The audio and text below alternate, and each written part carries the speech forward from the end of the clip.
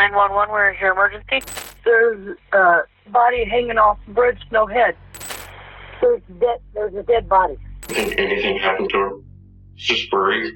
I wanted to know where she was. 5 a.m. Sugar Creek Tail Bridge, Crawfordsville, Indiana.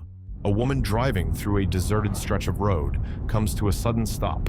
Something is dangling from the bridge's railing. At first, she thinks it's the carcass of a deer hit by a car, but when her headlights sweep over it, the shape becomes clear. It's not a deer. It's not an animal. It's a human body, headless. The upper body is slumped over the road, legs hanging limply below, as if dragged and discarded.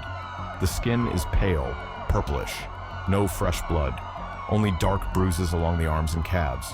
The arms are twisted unnaturally, as if battered or broken. No wallet, no phone, no ID. The police call her Jane Doe, an unidentified victim.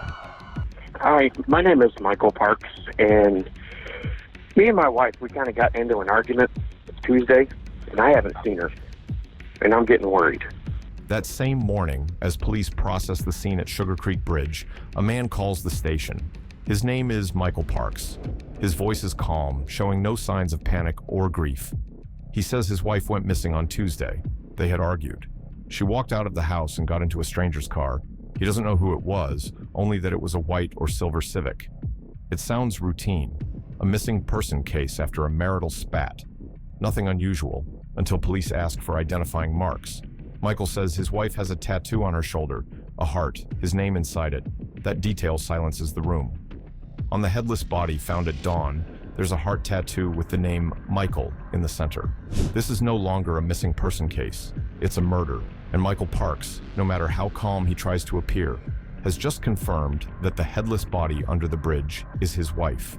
After identifying the body as Hope Parks, police summon her husband, Michael, to the station for questioning. Though no arrest warrant or formal charges have been issued, they suspect he knows more than anyone about what happened in that house. Michael is brought to a special interrogation room, designed like a small living room, with a cozy sofa, warm lighting, and a water pitcher nearby. It's a tactical choice. When suspects feel comfortable, they're more likely to talk, even let their guard down. Michael sits, leans back, and crosses his arms. He doesn't ask about his wife. He shows no worry, sadness, or panic. When Hope is mentioned, the first thing he talks about isn't how she went missing, but how they'd been arguing constantly, mostly about their drug-addicted son, John. Michael's voice is steady. Each time he mentions his son, he seems to suppress something rising in his throat. He says Hope was too soft, always defending John despite his disrespect, bringing drugs into the house, and causing trouble constantly. What Michael says initially sounds reasonable if you ignore how he keeps bad-mouthing his wife. When asked about Hope's habits, he talks about how she secretly gave money to their son. Asked about her friends or close relatives, he insists she wasn't close to anyone. Asked about the last time he saw her, he describes nagging her before she stormed out. Investigators notice defensive behaviors emerging. Michael often covers his mouth when answering. His eyes avoid contact for more than a few seconds. His right foot taps lightly like a drum, only stopping when the headless body is mentioned. He glances briefly at the recording camera, then looks away. When asked if anyone out there had a reason to harm his wife, he responds immediately. She knew how to make people furious. She was good at that. That answer, combined with his demeanor before and during the interrogation, makes it clear to investigators this man isn't here to seek justice for his wife. He's here to pave the way for a denial. And from that moment, he officially becomes the prime suspect in the most brutal murder Crawfordsville has seen in years. While Michael Parks sits in the warm interrogation room at the station, another team quietly approaches his home on the outskirts of Crawfordsville. It's a single-story house, quiet, with a small front porch and a backyard facing a vacant lot. No signs of a break-in. But it's the backyard, often overlooked, that reveals the first clues exposing a crime. As investigators pass through the side gate, they spot dark streaks along the gravel path, faint but clear to eyes trained on bloodstains. The trail leads straight to the garage. A patch of discolored, wilted grass lies off to the left, as if something heavy was dragged over it, leaving behind dark, soaked soil. They follow a narrow path behind the house, where a wooden deck connects to the basement entrance. Here, the blood isn't faint anymore. It's visible with every step. first as small dots, then stretching into streaks. On the damp wooden floor, the blood has dried, but it clings in thin layers, stark against the cracked planks. A torn plastic bag lies discarded near a pile of trash by the steps. Next to it are 2 zip ties, one tightened, as if it had been cinched around something. Both are stained with blood. At this point, any claim of coincidence from Michael holds no weight. The basement door is unlocked. The small wooden staircase, old and creaky, has a cracked 3rd step that groans underfoot. The basement is low, airless, and dusty, with flashlight beams stirring up motes. The air is thick, with a mix of old disinfectant and disturbed earth.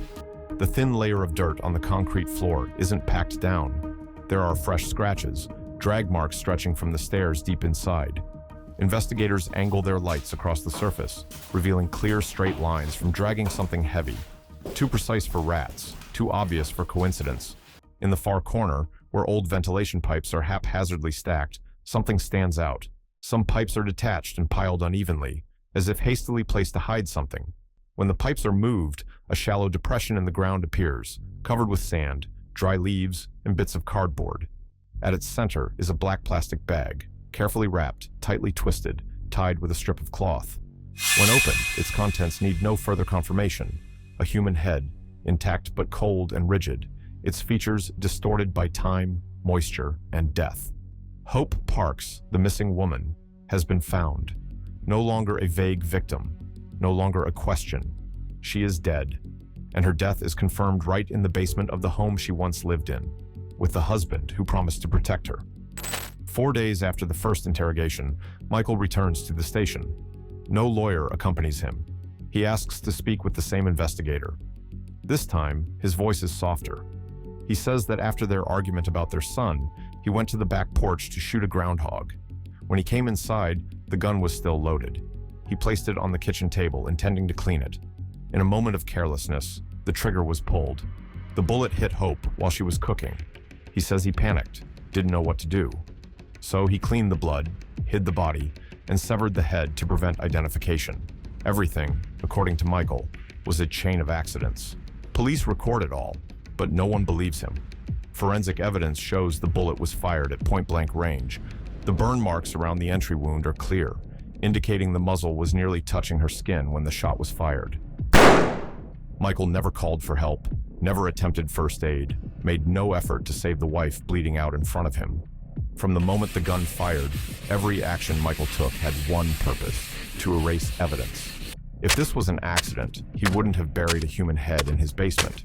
After the accidental shooting claim, investigators begin tightening the timeline. Michael doesn't answer any question clearly. Every response ends vaguely. I don't remember exactly. Maybe I was panicking. I really don't know. But then he slips. In an emotional outburst while talking about his son, Michael blurts out, "I couldn't tell him that. He was the reason I pulled the trigger." The confession comes unprompted. No leading questions, just a sentence, slipping out of control. That statement shatters the accident story. It reveals a different truth. The shooting was the result of pent-up rage, not a slip of the hand or panic. Michael didn't kill Hope because the gun misfired. He killed her because he couldn't stand her siding with a son he'd already disowned. While Michael clings to his accident story, the digital forensics team examines his personal devices. A tablet on his desk, search history intact. Just days before Hope was shot, Michael repeatedly searched specific terms: how to make a silencer with a plastic bottle, using a pillow to muffle a gunshot, homemade silencer for a gun. None of the searches relate to accidents, gun safety, or first aid for gunshot victims. They're all about firing a gun without anyone hearing it. What Michael called a panicked impulse becomes a calculated plan. Every step, from the gunshot to the bloodstains to the severed head, was designed to make Hope disappear without a sound, an identity, or a witness. And with one undeleted search history, Michael's entire story collapses. Before the trial begins, Michael changes his plea. He admits to murder, no contest, no more blame shifting. A plea deal is signed in early May 2022. On May 9th, the court sentences him 50 years in prison, no parole. Michael Parks will be eligible for release in 2070, at age 94, if he lives that long.